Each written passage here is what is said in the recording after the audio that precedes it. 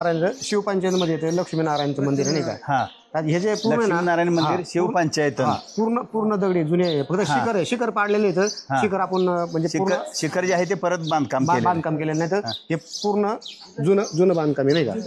24 तास चालू असतो आणि तिथं जे नंदादीप आहे ना कंटिन्यू चालू असतो. लोक जेथे ना आपल्या येणे नाही का आपलं एक नंदादीप श्रावण 24 तास चालू वर्षानुवर्ष चालू आहे. म्हणजे ज्याला देवाची जी काही अनुभूती येते त्याच्यानुसार तो माणूस ते वर्षभर चालू असतं तुमचं ते चालू असतं. मग ते त्याच्या नावाने आपण आपल्या नावाने तिथं ते देवा एक देव चालू राहतो नाही का. तिथं पूर्ण हे बांधकाम ह्यालाच आहे ना पूर्ण इकडून अटॅच आहे ना. म्हणजे ह्याचं एक मंदिर आहे आपलं नाही का भैरवनाथ आणि शेषनागाचं नाही का. इथं ह्याच बाजूला आहे इथंच. हा बरोबर. हे या ठिकाणी एकाच मंदिरामध्ये एका बाजूला खंडोबाचं मंदिर आहे. शिवपंचायत मधलं आहे ना हे कालभैरवनाथ मंदिर आहे नाही का. आणि इथं आहे कालभैरव मंदिर शिवपंचायत आणि पुढं शेषनाग या ठिकाणी शेषनागाचं मंदिर आहे. तर आता अजून काही माहिती असेल तर तुम्ही सांगू शकताय. आता इथं कसं आहे पहिलं मग लोक सांगतात नाही का जुने की जर एखाद्याला सर्प दोष झाला बरोबर ते जो माणूस इथं आणला तर त्याचा ते सर्पचं म्हणजे दंश ना तो उतरत होता असं त्याची आखी काही विषबाधा कमी होती. आता कोणी म्हणजे करत नाही लोक दवाखान्यात आता निघले म्हणून जात नाही. पहिले जुने लोक दगडी फक्त कलर दिलेला याला पूर्ण जुनं मंदिर शिवपंचायतीमध्ये नाही का काल आणि पुढे एक मंदिर आहे देवीचं ते एक सूर्यनारायणाचं नाही का समोर सूर्यनारायणाचं. आता ह्याच्या पाठीमागच्या बाजून काय आहे का नाही तिकडे काय नाही. आता हे 3 मंदिर पलीकडचे नाही का. आणि देवीचं मंदिर ते शिवपंचायत मध्ये इकडे सूर्यनारायण मंदिर आहे. आता तिकडे जाऊया पलीकडे सूर्यनारायण मंदिरात जाऊ आपण. माहूर माता आहे ठीक आहे. माहूर माता आहे वज्रेश्वरी आहे आणि सूर्यनारायण. म्हणजे हे सूर्यनारायण मंदिर मुख्य आणि त्याबरोबर दुसरे जे इतर 2 देवता आहेत त्या कोणत्या वज्रेश्वरी माहूर माता आहे माहूर माता रेणुका माता माहूरची वज्रेश्वरी आणि सूर्य मंदिर. तर अशी एकाच एक 3 मंदिर आहेत. सूर्य मंदिर हे असे म्हणजे भारतात आहे ना इतर ठिकाणी पाहायला भेटत नाही. शिवपंचायत तिथे एक पंढरपूरच्या जवळ एक फार मोठं सूर्य मंदिर आहे. नाही सूर्य मंदिर सिंगल आहे पण शिवपंचायत मंदिर आहे ना ते सूर्य मंदिरच होतं पहिलं. सूर्य मोठं होतं लक्ष्मीनारायण. म्हणजे शिवपंचायत आहे नाही का. म्हणजे असे 5 जे मुख्य देव आहेत ना ते एका ठिकाणी असं कुठं पाहायला भेटत नाही भारतभरात नाही का. हे दत्त मंदिर सुद्धा पुरेचं नाही ते आत्ता बांधलेलं आहे. नाही तेच ना नंतर बांधले जाऊन महाजन म्हणून एक बाई होती तिथे जमीन होती. शाळेला काही हायस्कूलला काही जमीन दिली. शेतकी शाळा जी आहे ना तर त्या शेतकी शाळेच्या महाजन बाईनी काही जी जमीन त्या ह्याच्यातून हे दत्त मंदिर बांधलं तिने.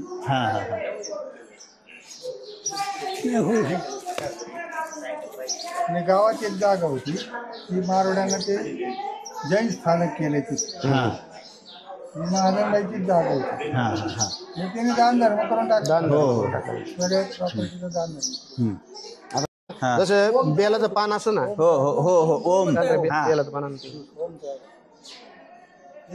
म्हणजे इथं आपण प्रत्येक देवाचं दर्शन केलं ना तर ह्या बेलाप्रमाणे प्रदक्षिणा होते. पूर्ण होते. बेलाचे पान तयार होते. बरोबर. प्रदक्षिणा आपली बेलाच्या पानाची अगदी ह्या पानाची रचना शिवपंचायत त्या पद्धतीने बनवलेले आहे. नाही शिवपंचायत ना त्या पद्धतीने बनवलेले. आपण जे देवाला आता आपण जसं जाऊन येतो ना तसं असं बेलाच्या पानाचा आकार आपला लक्षात माझ्या तयार होतो. त्याला होते उज्या सोंडेचा गणपती नाही का समोरच्या बाजूला आहे तिकडे जाणार आहेत उज्या सोंडेचा. आणि तिथं पूर्ण जाऊन आपली प्रदक्षिणा पूर्ण होईल. तिथून परत येऊन आपण सभामंडपाशी आलं की मग आपलं हे बेलाच्या पानाने पूर्ण प्रदक्षिणा तयार झाली उज्या सोंडेचा नाही का. आता इथं आपण दर्शन घेतल्यानंतर मागच्या बाजूने देवाच्या मागच्या बाजूने दर्शन घेऊन परत जागेवर गेलं की मग ते पूर्ण प्रदक्षिणा. समोरच्या बाजूला आहे उज्या सोंडेचा गणपती.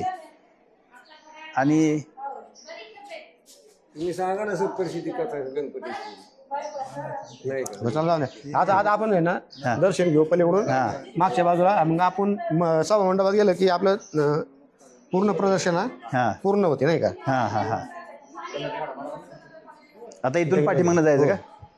शिखर आहे पूर्ण हा. नाही का. आता हे इथपर्यंत शिखर आपलं हे हे बांधकाम आहे. आहे जीर्णोद्धार हे हा, पूर्ण पण केलेलं हे आहे. जुनं हे बांधकाम आहे जे पुरातन खालच्या बाजून बांधकाम दिसतंय आहे. हे हा. पूर्णपणे दगडी बांधकाम. दगडी बांधकाम हे हेमाडपंथी बांधकाम जे आहे ते दगडावर दगड रचून कोरडे दगड रचलेले आहेत. पूर्ण मोकळं आहे ना ते हा. म्हणजे आणि वरती जे बांधकाम आहे ते नवीन बांधकाम केलेलं आहे. जीर्णोद्धार केल्यानंतर ते बांधकाम हा, ते काय खराब झालं म्हणून ते काही जीर्णोद्धार करणं गरजेचं होतं तेवढं केलं ते. ते पुरंदरेने केलं ना हे पूर्ण मंदिराचं बांधकाम केलं पूर्ण चारी बाजूने नाही, नाही का. अतिशय चांगल्या पद्धतीचं बांधकाम आहे केले आणि जोपासले. इथं सर राजा हा. हे पूर्ण मंदिर आहे ना म्हणजे पूर्ण 3.5 एकरामध्ये पूर्ण मंदिर हा, हा, आहे. हा. 3.5 एकराचा एरिया आहे आणि टोटल मंदिर तसं 12.5 एकराचं बाहेरचा परिसर बाहेरचा धरला आपण, परिसर धरून तर 12.5 एकराचा परिसर आहे पूर्ण मंदिराचा नाही का. पांडवरीचं मंदिर आहे हो ते हो जाऊन आलो आम्ही. ते तिथलं घेतलं का हो घेतलं मांडव तिथं अश्वत्थनारायण म्हणजे मुंजाबाचं मंदिर आता आज ते आपण आता जे दर्शन घेतलेलं आहे हा तर हे पूर्ण आता आपण ज्यावेळेस हे सभा मंडपात येऊ हा. त्या टायमाला आपली प्रदक्षिणा पूर्ण होती पूर्ण झाली. हा आणि आज आपण जे आतापर्यंत देवाचं दर्शन घेतलंय हा. हे बेलाच्या पानाच्या आकाराची आपली पूर्ण प्रदक्षिणा पूर्ण होती. पूर्ण झालेली आहे. ते आपल्याला लक्षात येत नाही असं म्हणजे आता ही प्रदक्षिणा पूर्ण आपण झाली आपली. हा, पूर्ण बेलाच्या पानाची बरोबर प्रदक्षिणा आपण इथे आपल्या आलेलो लक्षात येत नाही पण ते तेलाच्या पानाचे आकार निर्माण होतो. शिवपांच्याच्या त्या धर्तीवरच बनवलेलं ते मंदिर हे आहे, असं पुरातन नाही. आणि हे तुमच्यासारख्या माहितगार माणसाकडनं जर आम्ही प्रदर्शन घेत नाही तर आम्ही काय फक्त दर्शन घेत जाणार. तेच आता आपली म्हणजे प्रदर्शनी झालं आपली हा. देवाची प्रदक्षिणा ठीक पूर्ण आहे तुमचे झाली. आभार धन्यवाद. या बाबतीत इथपर्यंत आम्हाला सांगितलं.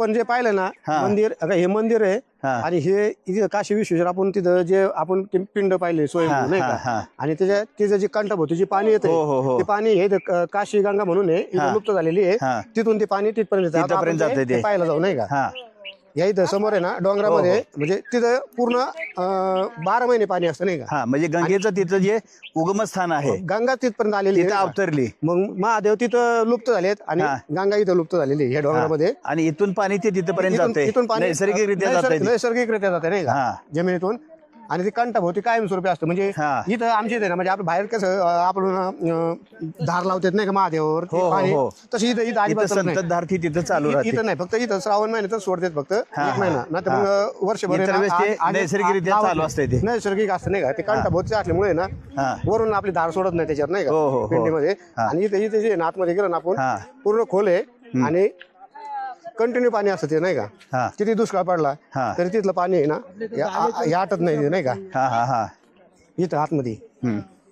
इथं हा काशी म्हणून जे ते आपण खाली जाऊ हा आणि पाहून येऊ आहे का नाही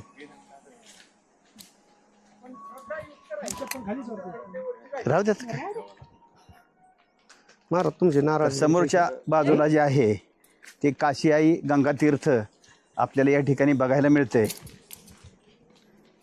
मोबाईल आणि आपण खाली जाऊ तिकडे चाललोय आणि आपल्याला इथून हे गंगा तीर्थ बघण्यासाठी प्रकाशाची गरज आहे तर आपण इथून खाली जाणार आहोत. खाली बसला ना म्हणजे उजेड येतो बरं का. खाली बसला ना थोडस लाईट लावू ना या खाली खाली बसा हा का पायऱ्या दिसत्या ना थोडा अंधार हे झालं ना गेलं ते चल का बघा इथपर्यंत पाणी आहे. या हा, समोर दिसते सर या नाही तुम्ही काय एक मिनिट आपण खाली मला तर खाली बसायचं अवघड आहे जरा. हा या मी सांगतो तुम्हाला दाखव नाही नाही तुम्ही जावं खाली मी थांबतो इकडे बरं तुम्हाला नाही येता येणार ना नाही येता येणार. हा तुम्ही या काका हा रेकॉर्डिंग तू जा खाली जरा येते मी येतो. जातोय तो हळूहळू जा मी दाखवतो. जा खाली जा ना हळू पायरी उतर.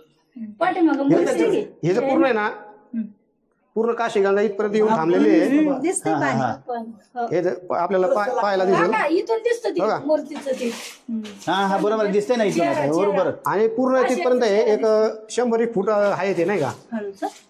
आणि कंटिन्यू पाणी असतं बघा हे आता. पूर्ण का हे डोंगरातून पूर्ण पाझर दिसणार तुम्हाला हळूच. कंटिन्यू पाणी असतं इथं नाही का बघा. हो हो हो इथं आहे ना मध्ये मध्ये एक आहे ना कुंड आहे त्या इथं एक कुंड आहे त्या कुंडातून आहे ना पाणी थेट त्या पिंडीवरती ऑटोमॅटिक जातं खालून पिंड हे कुंडातून पाणी तिथं जातं नाही का बिगर मोटरचं पाणी. हो हो आणि एकदम नितळ पाणी नाही का पूर्ण हो. खाली अतिशय काय असतं ते? स्वच्छ पाणी. स्वच्छ एकदम स्वच्छ पाणी असतं नाही का समोर अशी मूर्ती पण दिसते अशी. पूर्ण अशी काशी मातेची ना अशी मूर्ती कोरलेली आहे पुढे नाही का कुठली भिंत आहे ना तिथं अशी मूर्ती तुम्हाला जर कोरलेली. फोटो घेता आला तर घ्यायचेत ना. नाही ना दिसत नाही ना. बरं बरं ठीक टॉर्च मोठा पाहिजे होता. हा ठीक आहे असू दे काय टॉर्च मोठा. किती लांब बार होय बघा ते ते- हा हा लांबपर्यंत दिसते बरोबर. हो हो हो शंभर हो हो लांब आहे लांब. हे नैसर्गिक तयार झाले लांबपर्यंत आहे ते. हे वरती आहे ना सगळं असं हे बिगर प्लास्टरचं आहे. बरोबर. प्लास्टर नाही काय नाही काय नाही. बांधकामच नाही म्हणजे याला. हा. या पाप पाणी आलेले. म्हणजे नैसर्गिक गुहा आहे. नैसर्गिक आहे ते पूर्ण. 12 ज्योतिर्लिंगासारखं एक स्थान. हा 12 ज्योतिर्लिंगापैकी एक.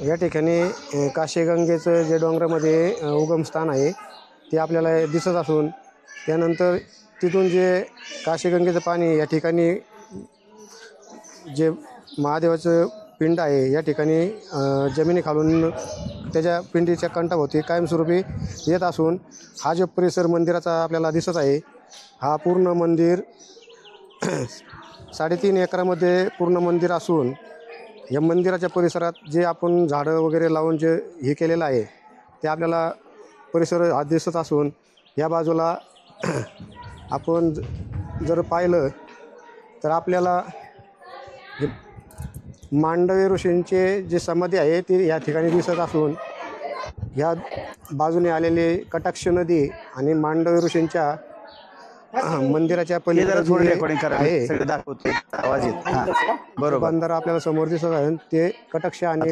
दोन्ही नदीच्या हे मांडव ऋषीचं समाधी मंदिर आपल्याला पाण्यात येत आहे.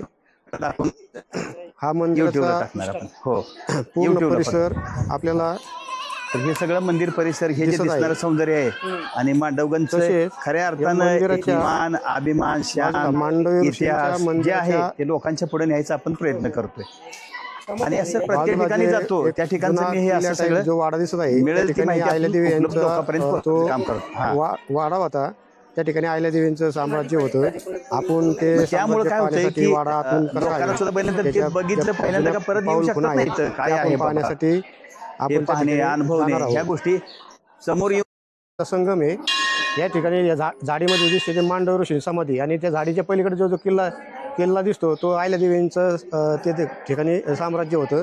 आणि ह्या समोर ह्या इकडं जे आपण गोविंदगिरी महाराज म्हणले त्यांनी 12व्या वर्षी समाधी घेतलेली आहे त्यांचं ते मठ आहे ना तिथं गोविंदगिरी महाराजांचा तो समोरच्या बाजूला आपल्याला पाहायला मिळतो. आपण ते ठिकाणी बी आपण आहे ना पाहण्यासाठी जाणार आहोत.